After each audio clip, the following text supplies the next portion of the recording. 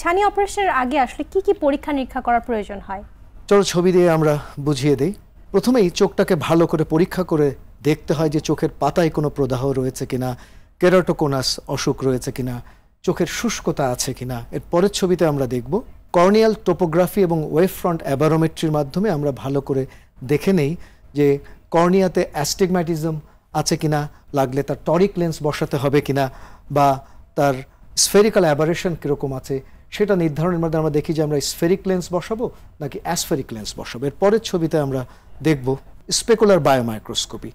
অনেকের চোখে Fookes endothelial dystrophy থাকে, এদের অনেক ক্ষেত্রেই সাবধানতা অবলম্বন করতে হয়, বিশেষ জেল ব্যবহার করতে হয়, তা না হলে এদের চোখে সিউডোফ্যাকিক বুলাস কেরাটোপ্যাথি হতে পারে। এর পরের ছবিতে আমরা দেখব সঠিক উপায়ে চোখের চাপ পরিমাপ করে দেখতে হবে যে এই ধরনের রোগীদের গ্লোকোমার রোগ আছে কিনা, থাকলে গ্লোকোমার চিকিৎসা করে তারপরে চোখের ছানির অপারেশন করতে হবে। এর পরের ছবিতে আমরা দেখব ভালো করে আমরা অপটিক স্নায়ুটি পর্যবেক্ষণ করে থাকি।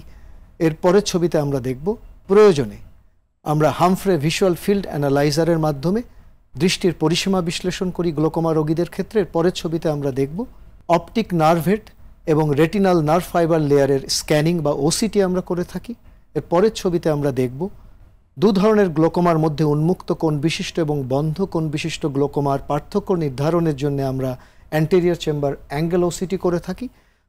এর পরের ছবিতে আমরা দেখব ইউবিএম প্রযুক্তির মাধ্যমে আমরা ওপেন অ্যাঙ্গেল এবং ক্লোজড অ্যাঙ্গেল গ্লোকোমার মধ্যে পার্থক্য নির্ধারণ করে থাকি। চোখ ডাইলেট করে ভালো করে রেটিনাটা দেখা দরকার যে চোখের ভেতরে এজ রিলেটেড ম্যাকুলার ডিজেনারেশন, তুমি জানো উন্নত বিশ্বে অন্ধত্বের যেটা প্রধানতম কারণ সেটি আছে কিনা।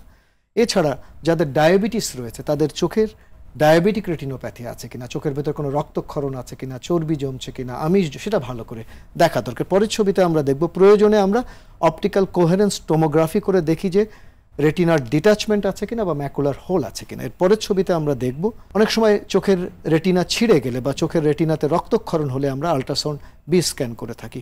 অর্থাৎ ভালোভাবে পরীক্ষা নিরীক্ষা করেই তারপরে চোখের ছানি অপারেশন বা ফ্যাকো সার্জারি করা উচিত। একজন রোগী এলো আর বলল যে স্যার আমার চোখে ছানি পড়েছে, আমার চোখে লেন্স বসিয়ে দেন, আর পরীক্ষা নিরীক্ষা না করে আমরা লেন্স বসিয়ে দিলাম, সেই রোগী তো ভালো দেখবেন, এর দায়িত্ব কে নেবে? ধন্যবাদ স্যার। ছানি অপারেশনের ক্ষেত্রে ঢাকা আই কেয়ার হসপিটালে নতুন কি কি ধরনের প্রযুক্তি সংযোজন হয়েছে? দেখো, প্রচলিতভাবে ফ্যাকো সার্জারির অনেক স্টেপগুলো আমরা ম্যানুয়ালি করতাম, এখন আমরা ডিজিটাল পদ্ধতিতে অর্থাৎ ইমেজ গাইডেড সিস্টেম ব্যবহার করে, চলো ছবি দিয়ে আমরা বুঝিয়ে দিই। যেমন Callisto eye digital markerless solution. এর পরের ছবিতে আমরা দেখব এর পাশাপাশি যোগ হয়েছে লোমেরা 700 অপারেটিং মাইক্রোস্কোপ। এর পরের ছবিতে আমরা দেখব প্রচলিত ফ্যাকো সার্জারিতে যে স্টেপগুলো আমরা ব্যবহার করি, ইনসিশন, ক্যাপসুলারেক্সিস, জেড অ্যালাইন ব্যবহৃত হয় টরিক ইন্ট্রাকুলার লেন্স প্লেসমেন্টের জন্য। এছাড়া কে ট্র্যাক, অপারেশনের পরে কর্নিয়ার বক্রতা স্বাভাবিক রয়েছে কিনা সেটাও আমরা বুঝতে পারি। এর পরের ছবিতে আমরা দেখব এই যে IOL master 700, Callisto eye digital markerless solution এবং লোমেরা 700 মাইক্রোস্কোপ, একটি যন্ত্র থেকে আরেকটি যন্ত্রের মধ্যে তথ্য উপাত্ত খুব সহজেই আদান প্রদান করা হয়। বলতে পারো এক ধরনের মেল বন্ধনের সৃষ্টি হয় যা চোখের ফ্যাকো সার্জারিকে অনেক বেশি নির্ভুল এবং নিখুঁত করে তোলে।